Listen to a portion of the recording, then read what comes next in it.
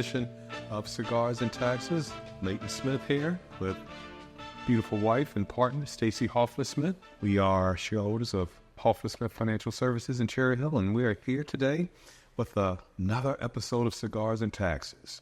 What are we talking about today? We have our attention on our rental property owners. Okay. Rental property owners. Yes, tax considerations for you all. Oh, tax considerations for rental properties. All right, Yeah. good stuff. Yeah. Well, today is the birthday edition. 49, the old meter. I've been wearing T-shirts the last few episodes, but this one today is 49 to 50. Just turned 50. Officially an old man. Oh. Careful now. I'm talking about myself.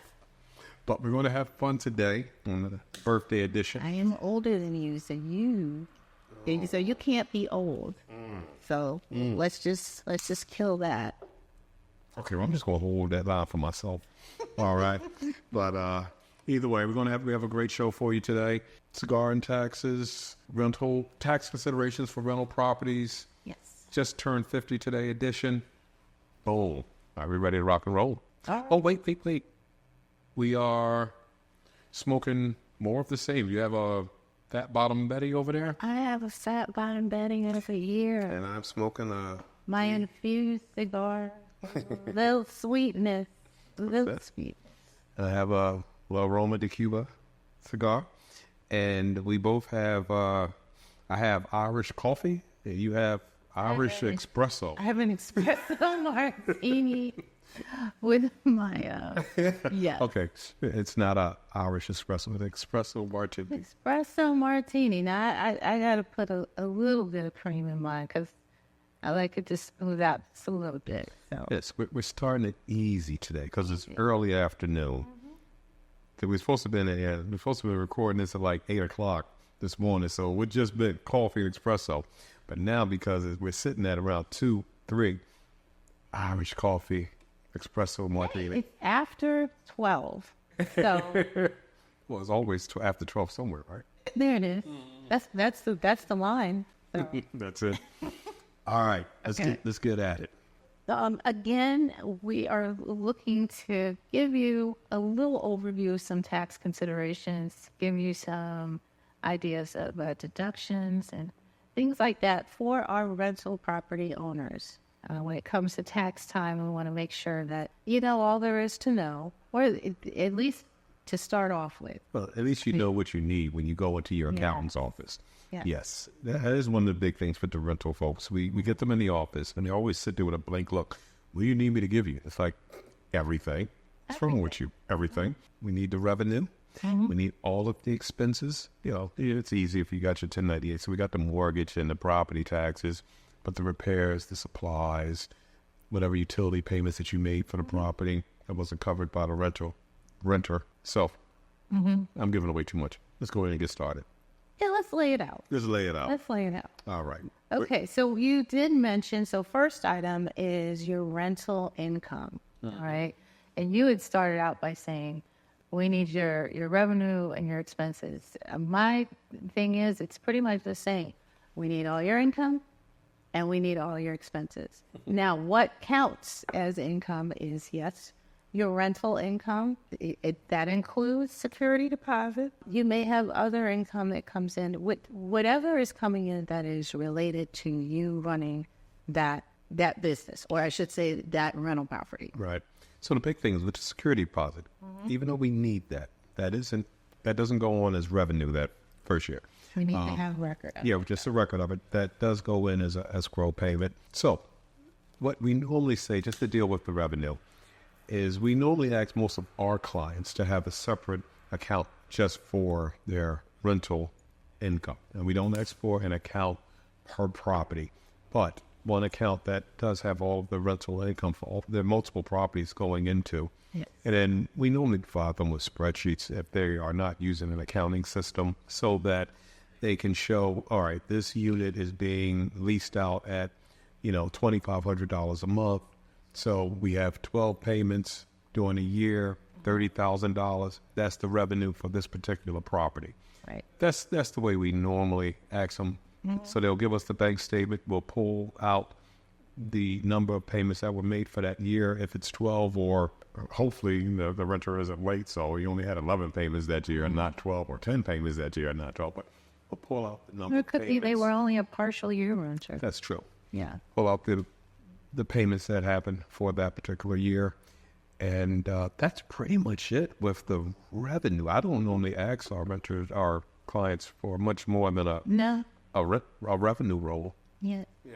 If you do have a management company working with you, very often they will send you a 1099. So if you receive any sort of 1099, if you have a Section 8 property, you will get a 1099 Yes. for that. So we would want that definitely in addition to whatever your personal records Right. you have. So now the management companies, they will send you a 1099 as long as they are receiving the payments for you. Not all management companies That's true. do that. So certain management companies, they receive all of the payments directly. They'll take out any expenditures you might have for the month. Let's say they had to fix something, a light fixture or something. So you got $2,500. They had to spend $200 to fix something, and then they're taking out their 10%.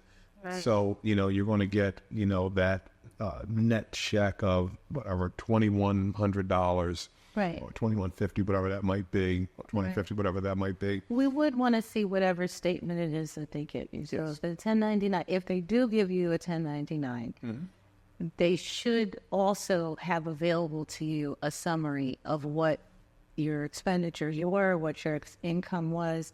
A lot of times that will help us with the next section That's it. of information, which is your expenses. Right. But just to finish up on that last one, Yes. Rose, if the management company is not receiving the payments for you, they're not going to send you a 1099.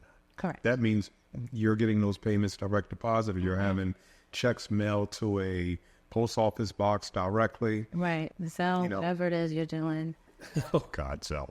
Yeah, Zelle and Cash App and all. Oh, God, please. Okay.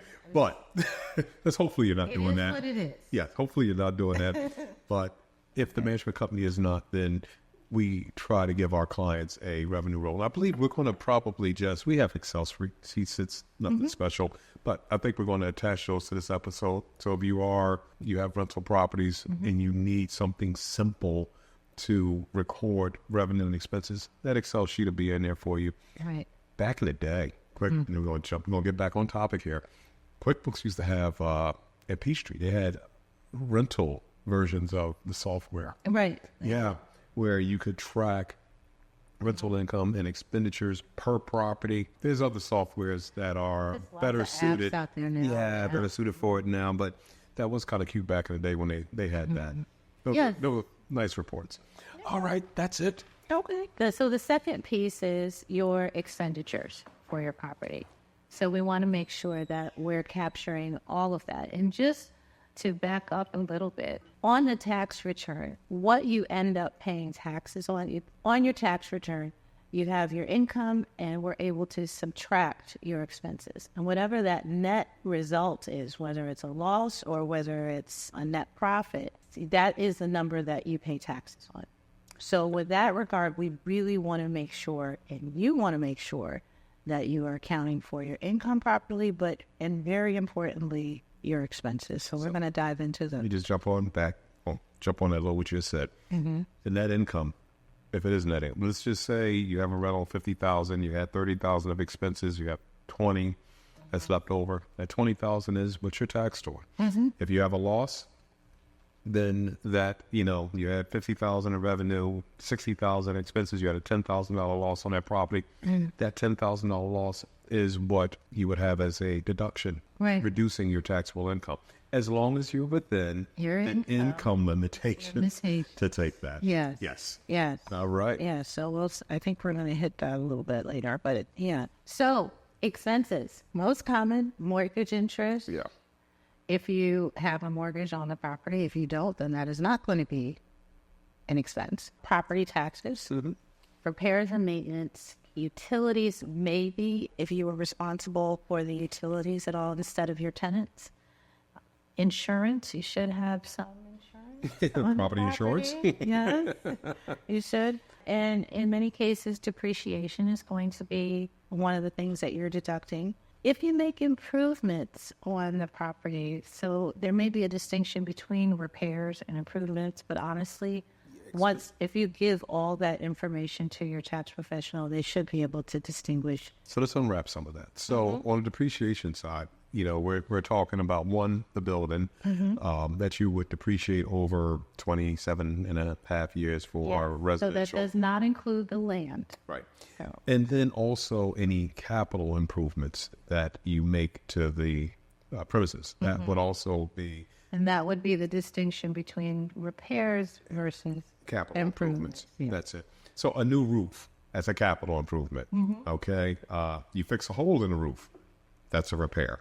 All right. But basically, if you depreciate it, you're taking that over 27 and a half years. If it's a repair, that's one time you're taking a whole write off that particular year.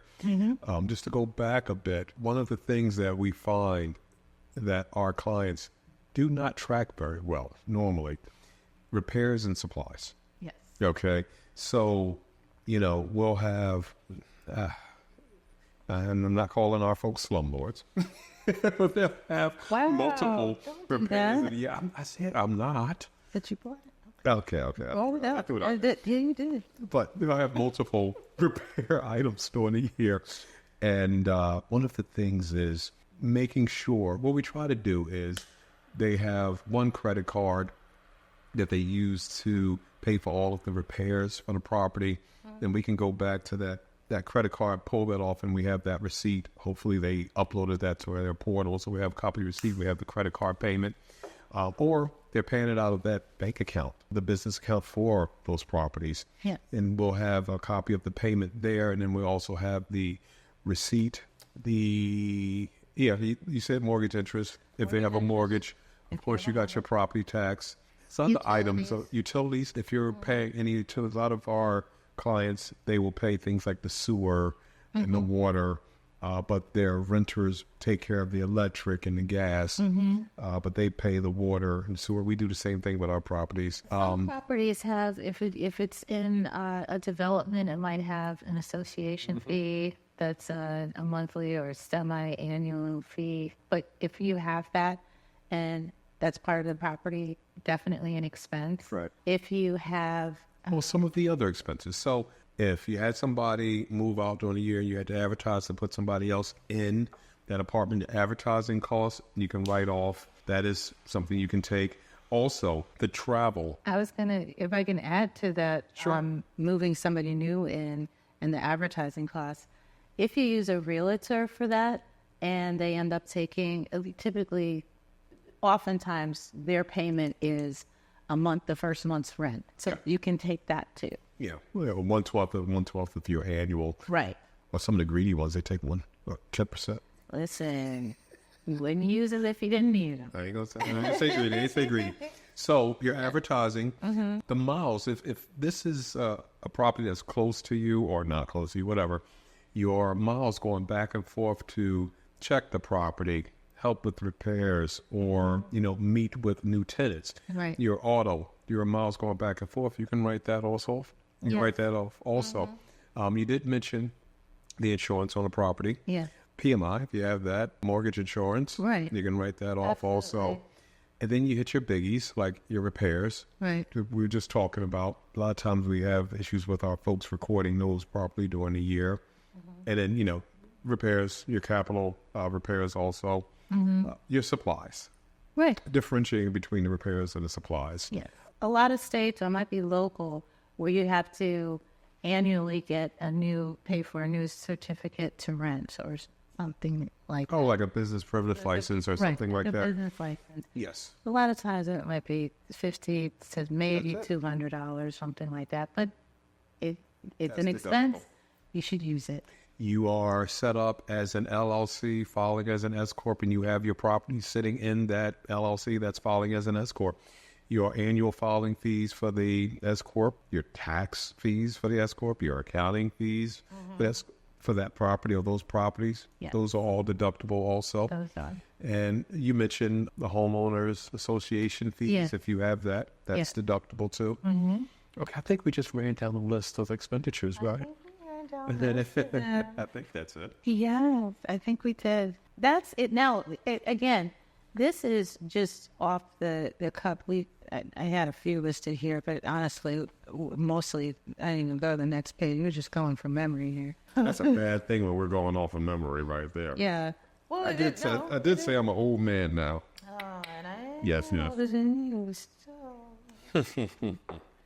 Only as old as you feel. That's it. Old man smoking a medium body stick, drinking Irish coffee. Oh.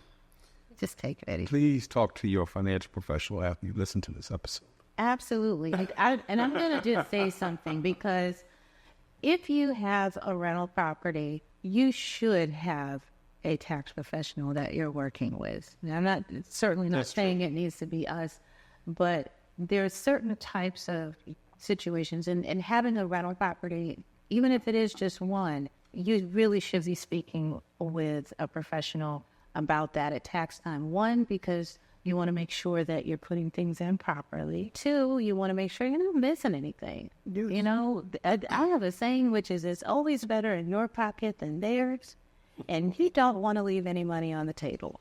So talk to somebody that can make sure that you're not doing any of that. Right. Okay. One of the first conversations we have with the rental community is, I'm looking at my cigar, Layton, and another. But one of the first things we talk about is the entity structure. Yes. All right. And it really does. It doesn't just come down to the feds, but the different states that you might be in, whether having an LLC that is just an LLC and you have the properties in that, as opposed to having an LLC that's filing as an S Corp.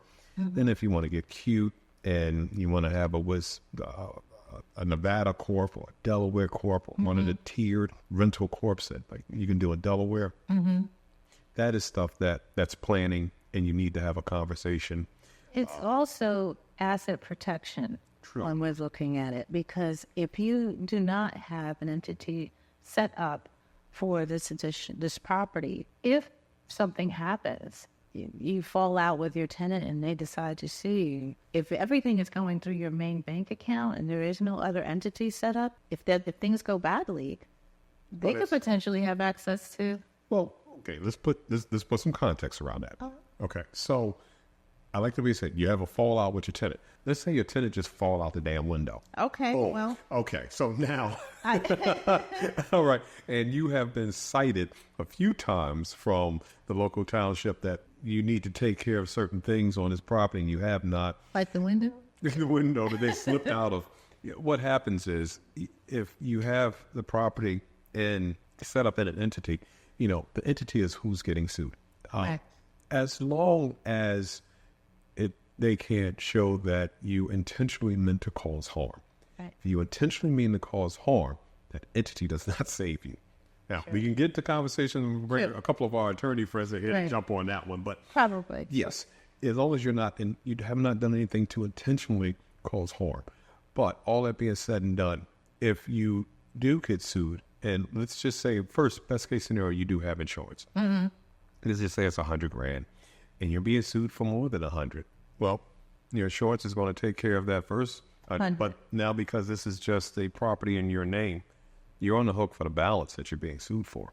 Right. Whereas if it's sitting in an entity that's a LLC filed as an S Corp, or let's just say it's a trust per se, you are protecting your other personal assets in that way. Correct. This is a whole nother show. We could literally have like 4 other episodes just on entity type, protecting yourself, protecting the assets. I'm always focused on protecting what you have.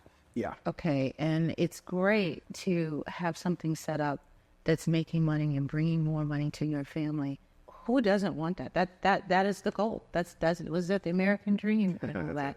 But you do want to protect yourself, and then also make sure that you're doing what you need to at tax time, so that you're not put in a bad situation. Right. So maybe what we'll do is we'll connect the show where we'll talk about asset protection, entity structures to this. I know we did a show on entity structures already, I believe. Yes, we did, but we didn't go into detail about specific. Yeah. About specific asset protection. Yeah, I might be confusing things. We actually give talks with a local real estate Right. company commission that do them at universities. So we talk about entities and asset protection. Yeah. And I'm thinking that we've done an episode on this, but I might just be thinking about the classes. There's one on the list. I think we're set to do it this week. Okay. So sounds good. Or next week, probably. Yeah.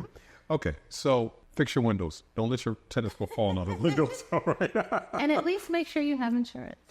Yes. If you have an LLC that's filed as an S. Oh my God. All right. Let's jump on the next one. Okay. The next piece is, so you have your income. We mentioned income. We've mentioned expenses. Yes. We've mentioned expenses, almost exhausted expenses. But what's really key here is now that we're kind of line iteming and I'm telling you what those things are, you need to make sure you're keeping records of these. That's it. Okay. It's one thing to be able to, I can't tell you the number of times where I have people where I say, oh, well, I'm going to need X, Y, and Z, and I have a list, and then they start sort of from memory, rattling up, oh, I spent about this on repairs, and it's funny because they always remember an estimate figure of something that hurt. So something, if they had to pay something, and oh my God, it cost me this, and another this, and another this, and let's just put that down. It's like, okay, it's probably legitimate, but we need to have some documentation. And you need to have some documentation in case it's... You get audited. Yeah. So the cute thing I always see is we have like an organizer for when they don't really have records, but an organizer they give us and say, this is the rental income. Right. These are different expenditures during the year. And they'll fill it out, and they'll literally have repairs, $12,000. All zero. Supply, $5,000. Utilities, $1,000. And it's like, bruh. Come on now. Come on, fam. What's wrong with you? We gotta get nobody putting $12,000 even on a damn tax return. Right. Now, what I do when they do that is, one, obviously I tell them, but I'm like, depending on the line item, I'm like, I need your receipts this year, and I'm charging you extra. So give me the receipts because I want to make sure that you know. Lord, Stacey. She just unpacked a whole lot right there. Let's put some more context around Stacey. Now, what she just said is, I told him to give me the receipts and I'm charging you more. Okay. What Stacey is really saying is, you have not tallied any of your expenditures for the year. So give me all of the receipts, give me the statements. We're going to have the accountants go through and add up all the repairs, supplies, the other expenditures you might have had during the year, and prepare this. And I am charging you more because you did not come in here prepared with these items already tallied. My apologies. Did I not make that clear? No, you just like, look, I'm going to hit you with a bill, right? Give it to me, and here's your extra bill. That's all. So I just wanted to put some context around that. Thank you for They did not tally any of their expenditures. So we used to have back in the day, folks would walk in, I swear, with those black trash bags, or it would be the kitchen trash, the white ones. Please. Just put damn receipts in there. It'd be like, here you go. And it's like, I think we might have got caught with that this is like 22 years ago, the first year or two, where we were just tallying that and still charging one thing. And then it was like, okay, no, we're not doing this. All right. You bring us we would get shoe boxes or the big plastic Tupperware boxes and the trash this was bags. the conversation. You bring us a bag of shit, you're going to have a bill. That's it. And to be honest with you, we had about a quarter of them that went through and tallied that. Everybody else was like, just give me your contract. Yes. Here's a new engagement letter. I think it was about half and half. But I did, for many of them, I went through with them and said, this is the way. I did.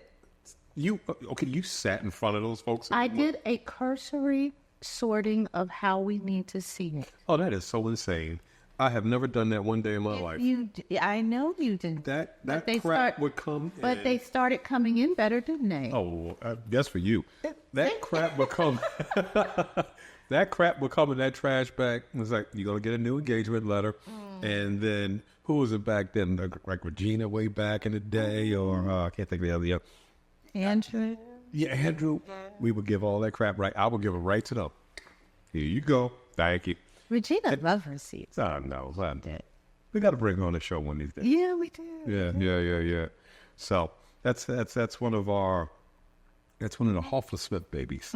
She worked with us for many years, and now she has a thriving, budding company of her own. Yes. Yes, good stuff. Regina, good girl. Yeah. All right. All right. So basically, you want to have decent documentation, something that you can hang your hat on. Again, in the case that you were audited and the IRS wants to see it. Okay. Ooh, remind me to talk about one of the funniest audits I ever had. Real rental properties. Rental property? Yes. Okay. Yes. All right. So we'll hit that in 1 second. Go ahead. I do want to hit the passive activity loss rule. Sure. Let's do this. Okay. So we touched on it earlier, mentioning that income minus expenses equals your net loss or net profit. And whatever that net is, particularly if it's a net loss, that can offset some of your other income for the tax year, whatever's showing on the tax returns. There is a limitation, though, based on your income for that year. So if you are up to 150,000, Yeah. 150,000 is the full phase out. If you make 150,000 for the year, those losses, you're not going to see them, and it's going to roll forward indefinitely. Yes. But you won't get the benefit of it that year. I have people that have come in, particularly if it's a new property, and then they've had to put a lot into it. Yep. And they come in, I had to spend this, I had to spend that. I really need to see where this is going to help me on my tax return. Depending on their income, they may not see it. So the way this works is they come in, let's just say their AGI is $400,000 a year, and they then bought 3 rental properties, and they have $100,000 loss between the 3 for the year. Because their AGI is above 150, they do not get to take that deduction that year. It rolls forward until their income, the AGI, is under 150,000, whatever given year that might be. Right. And then they can take upwards of $25,000 of loss until it is exhausted. Mm-hmm. Now, there is an exception if you're a real estate professional. That's true. Okay? Yes. You may be able to deduct those losses. But you do need to, this is definitely something I would want you to check with your tax professional on to make sure that you would qualify for that. If this is something that's just very passive for you, it may not be something that is an option for you. So on the real estate side, it comes down to active participation versus material participation. Yes. And depending on which category you fall in, if you're a real estate professional, that is a bit different. You can have that exclusion there. So even if you might not have the same phase out issue. That's the key. It's the phase out, income phase out. But that's something you should definitely speak to your real estate professional on. Yes. We have a lot of people, they run off, go, I'm about to get a real estate license, so I can write off all of my deductions. But then they get their license and they pay for their license to be hung in a particular office and never actually do anything. And no, that don't qualify. But this is a planning piece here. It is. If you buy multiple properties, you want to not have an issue with the phase-out limit, so you're going to become a real estate professional, a material participant, then you should definitely have a conversation with your tax or accounting professional. Absolutely. Yes, to make sure that you are fitting the bill of those requirements. One more reason to make sure, as I said earlier, is that you are connected to a tax professional around your tax filings with a rental property. Yeah. And we're not trying to beat this point to death, but you need to have this planning piece, this conversation within the tax year. Yeah. You see my finger pointing down? Within the tax year. Yes. Okay? Before, if you have that thought of doing it ahead of time, but definitely before the year closes. Right. So you cannot fix the participation piece in 2025 for the year 2024. It needs to be done in the current tax year. That's it. So you need to talk to your professional About what your options are. That's it. Then how to move forward. Mm-hmm.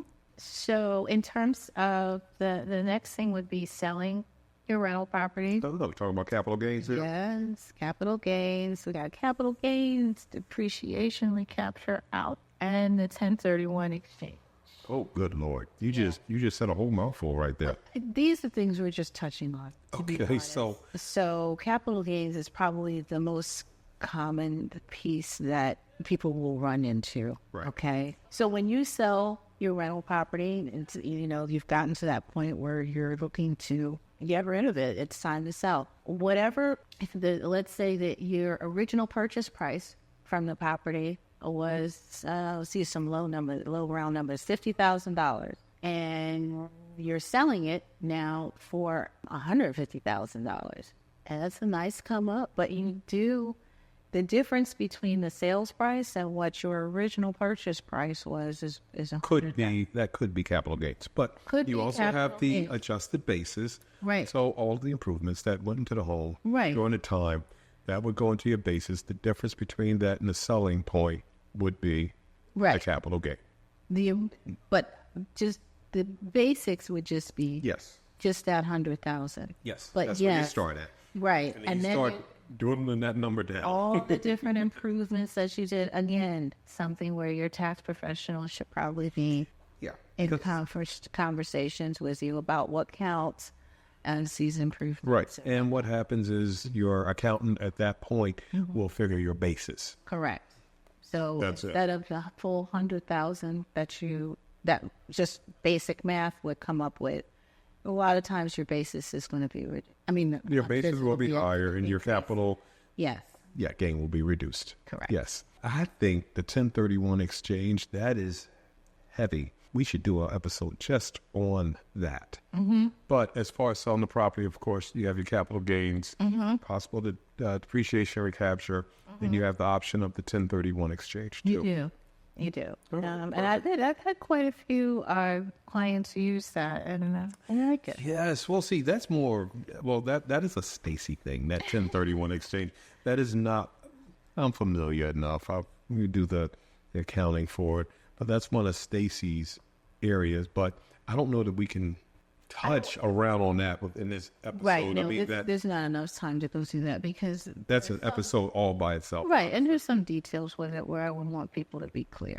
So. Yes. We will confuse the whole hell out of you. Yeah, we won't do that. Everybody running around, I'm going to do a 1031. I'm going to do it. Yes. But I'm going to sell this property and I'm going to exchange it for 4 horses.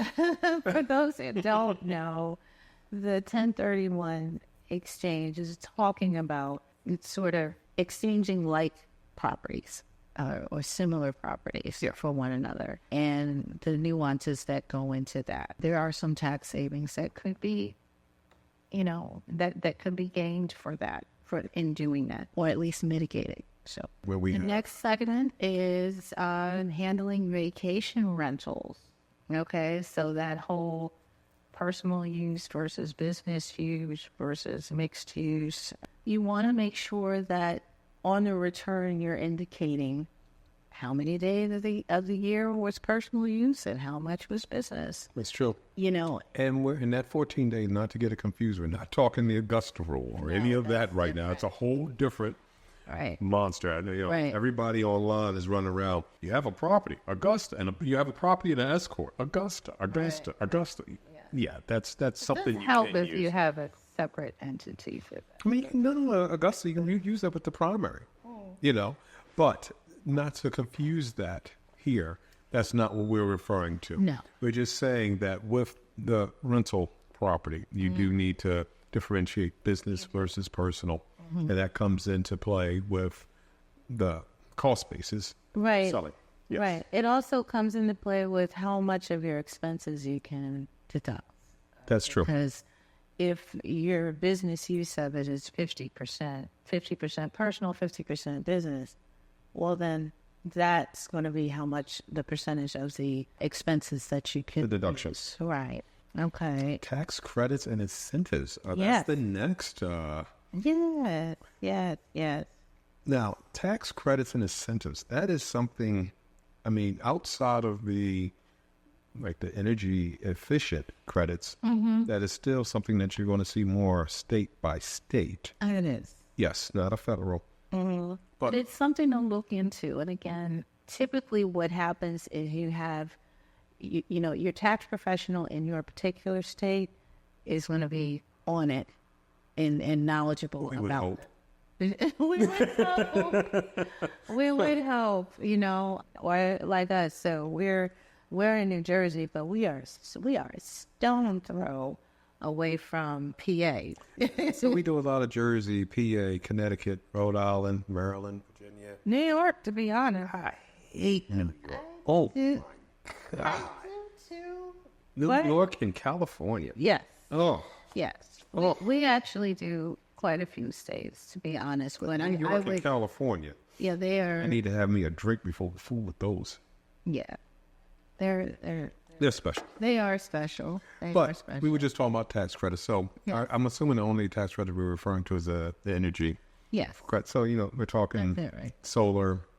We're talking the, if you got a wind turbine or any of those other ones. Yeah. Right. All right. And that's just for these, some of the bigger clients. There's some other things that we would discuss. So I probably would talk about that. In the tax credit and incentives? Not, So you're talking like the property tax, no, like, where people go through and depending on, like, if they're doing some significant renovations, they can segment out different gotcha. that. So, but Okay. I don't know that it's worth mentioning that or going through that here because I think it's a different. it is. That's Yes, a great show. Yes, it is. Okay. State and local tax considerations.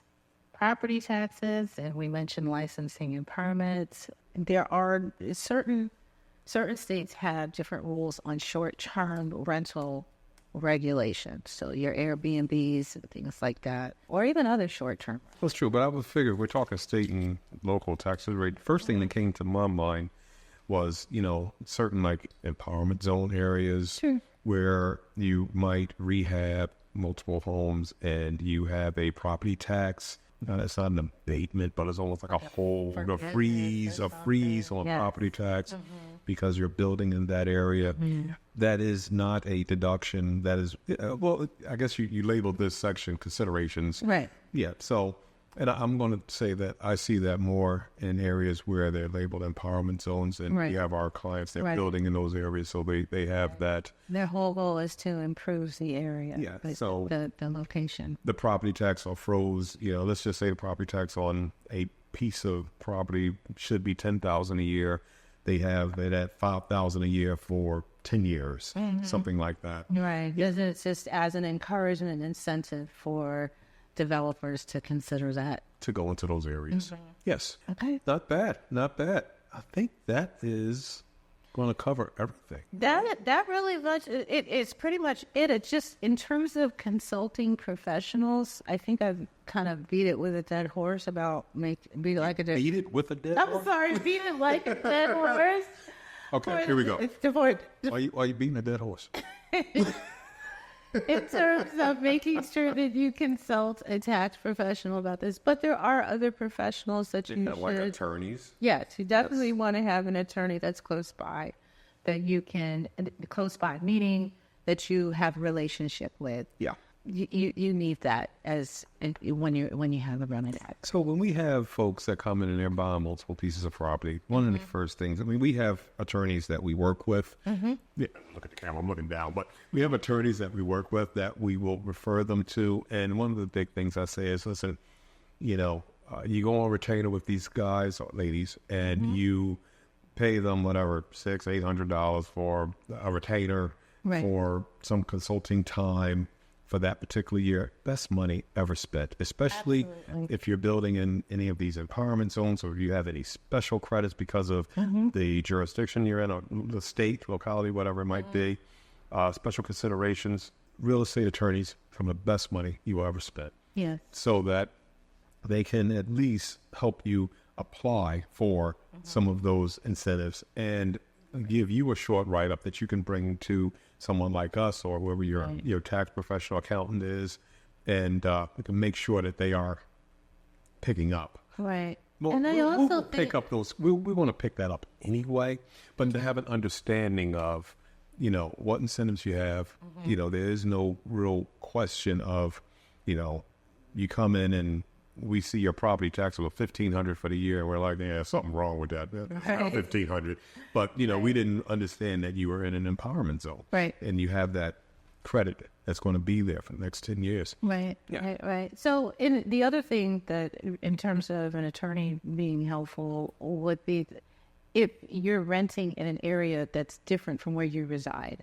I think having a good knowledge of True. the laws in whatever state Yes. that you are Yes. renting in, they're going to be helpful in making sure that you're up to date and you know what you need to. Yeah, because we get that. So we have clients who, you know, sometimes you have banks, they'll sell a in bulk, you know, inventory, and it might be 8-10 houses, and let's just say we have clients, they'll buy that, all right? And these 10 houses will be spread across like 5 states. Correct. Yeah. All right, and all of a sudden... 5 states that's different from where they reside. Yes. How about that? And all of a sudden they have, you know, a house in Nevada and a house in Wisconsin, and, you know, there might be some special considerations, and they'll come in asking us questions like, bruh, we ain't got no clients in the Midwest. I don't really know. And even if we did, that's an attorney question. Yes, it is. Yes. Yes. Yes, it is. Yes, it is. Yeah. But we do get them all. We get all. It is. Yeah. You know, It is. we help where we can, but we still tell you need to go ahead and, you know, hire an attorney. Right. Actually, to be honest with you, we only have a handful of folks that went in and bought property in bulk like that, did not have an attorney that they were talking to, and then brought all that jazz back to us. Which is the way it should be. No, it's not. Well, I mean, it should be. What do you mean? They should have, before they made those purchases, they should have consulted with an attorney. I thought you said most of them did. No.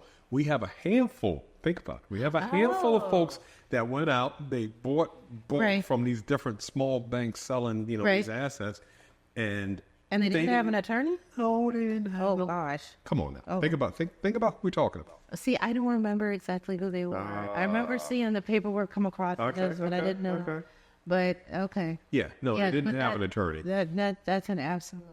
And all of a sudden, it's not a no. Just you need to have professional advice. You need to have the attorney in the mix, and that was the issue these guys had. It just was a deal that they looked at. It was like, Right. oh, I'm gonna buy this Yeah, the money looks good. housing here, and Right. now they got a place in Nevada and a place in Wisconsin. Right. And then it's Sight unseen, no appraisals, really don't need property. All right, that's a whole nother show. But how many times do we say that in this episode? That's a whole nother show. We gotta stop saying that. Well, no, it's the truth. We just got to link. We just have to link it all together. Yes. But either way, listen, guys. Yes. I think that's our time. Hopefully, you found.